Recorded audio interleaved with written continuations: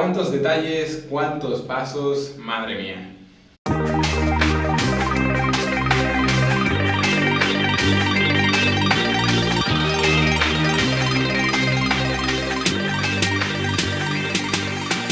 ¿Qué pasa, vinófilos? Bienvenidos un día más a mi canal, espero que estéis bien, seguro que estáis bien, seguro que estáis disfrutando y degustando de muchas cosas nuevas. Hoy os voy a contar cómo se hace un vino blanco, rosado y tinto, en general.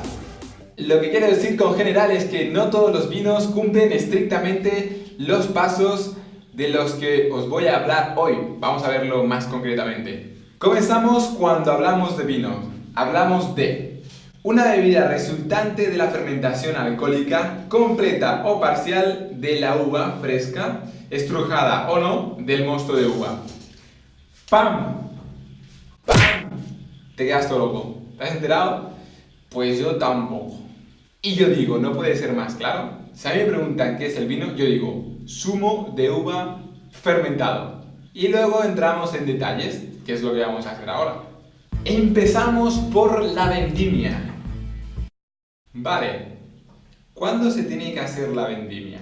Cuando la uva está en el punto adecuado de maduración, ni tan verde ni tan madura. ¿Y cómo se sabe esto?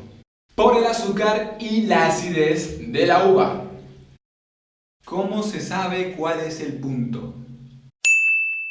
Con el refractómetro, que es esto de aquí. En este aparato se pone un poco de zumo de uva y se comprueban los niveles de azúcar y acidez de la uva. ¿Por qué es tan importante este proceso? La acidez ayuda a conservar mejor el vino y mucho azúcar nos da mucho alcohol. La idea es que estos dos factores estén equilibrados. Así es como lo hacen algunos ahora, pero ¿cómo se hacía antes? Y que algunos aún siguen haciéndolo. Pues en la palma. El viticultor cogía una uva y la estrujaba en la palma, la rascaba y miraba cómo reaccionaba el azúcar y de qué color quedaba. Si quedaba pegajoso, era el momento. Si la pepita era de color verde, todavía no era el momento. Y si la pepita era de color marrón, era el momento. Hay que tener en cuenta cuando haces la vendimia el clima, el suelo, la variedad de uva, las enfermedades, entre otras cosas, pero no entraremos en detalle porque si no, no acabaríamos nunca. Pregunta: ¿con qué uva se hace cada vino?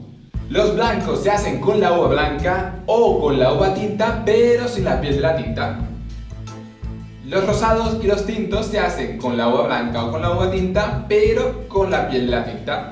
Porque todas las uvas tienen el jugo blanco, aunque sean tintas, pero solo hay una que tiene el jugo más oscuro, que es la Garnacha Tintorera o la Alicante Bouschet. El objetivo de la vendimia es que la uva llegue fresca a la bodega. Entonces se transporta la uva a la bodega y una opción sería, tal y como llega, se mete en recipientes y hace la maceración carbónica, que esto es la elaboración con el racimo entero, o se despalilla y se estruja. El despalillado y estrujado se puede hacer a la vez o por separado, se puede hacer manual o a máquina. El proceso del despalillado es: separan las uvas del resto del racimo, lo que se conoce como el raspón. Anteriormente esta labor se hacía manualmente, hoy en día lo normal es que se haga con la despalilladora. Es esta máquina de aquí que estáis viendo. El objetivo es quitar las ramas y las hojas del racimo, que esto le aporta sabores y aromas amargos al mosto durante la elaboración. Vale, aquí solo hemos hecho el despalillado, por separado, digamos, y ahora vamos a hacer el estrujado. El estrujado, después de haber pasado la uva por la despalilladora, toca estrujarlo o prensarlo y va a la estrujadora o prensadora. Vamos a verlo. El objetivo es romper la piel de la uva, extrayendo el mosto de la uva. El estrujado no debe ser tan fuerte para no romper la semilla de la uva, que esto aporta un toque amargo al vino. Una vez tenemos el zumo de uva y los ollejos, que es la piel de la uva, la pulpa de la uva y las pepitas, comienza la maceración. La maceración es dejar los ollejos con el mosto reposar a una temperatura controlada para que se impregne el color de la uva al mosto y también le pase esa parte de tanino y estructura que nos dará al final al vino. En los blancos puede haber o no maceración. En los rosados sí que hay una maceración de unas 24 horas y en los tintos entre 10 y 14 días de maceración. En los tres tipos de vinos se mantiene a temperatura controlada a unos 16 grados para que no empiece la fermentación. O puede ser que hay vinos que hacen la fermentación y la maceración a la vez. Y pasamos al sangrado o desfangado. En este proceso pasamos el mosto a otro recipiente para separar los ollejos del mosto. Y con los ollejos, con el resto, es lo que se utiliza para hacer los orujos. Y vamos a la fermentación. Cuando comienza la fermentación se controla la temperatura entre 14 y 16 grados para preservar los aromas de la variedad que ha sido escogida. La fermentación es el paso de los azúcares de la uva que se transforma en alcohol etílico. Entonces los vinos que hacen la fermentación con los ollejos suele pasar que se forma un sombrero. ¿Qué son todos los componentes sólidos, los ollejos, que suben por el dióxido de carbono, las burbujas, que hacen que suban? Entonces se hace el remontado o bazuqueado. Este proceso se hace para facilitar que las partes sólidas estén en contacto con todo el mosto. La fermentación de los blancos y espumosos normalmente se hace en depósitos de acero inoxidable, pero también se puede hacer en barricas de madera, pequeñas, grandes, tinas grandes, hormigón o en ánforas también se puede hacer. Lo mismo pasa con los tintos. Pasamos a la fermentación maloláctica. En este proceso el vino hace una segunda fermentación.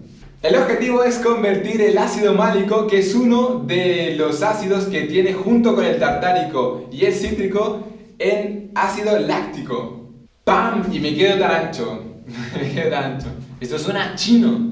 Explicado mejor sería, es convertir el ácido de una manzana verde en el ácido lácteo de un yogur natural, cremoso. Así mejor, Este proceso tarda entre 15 y 21 días. Algunos blancos y rosados hacen esta segunda fermentación, pero no todos. Y los tintos en principio los hacen todos.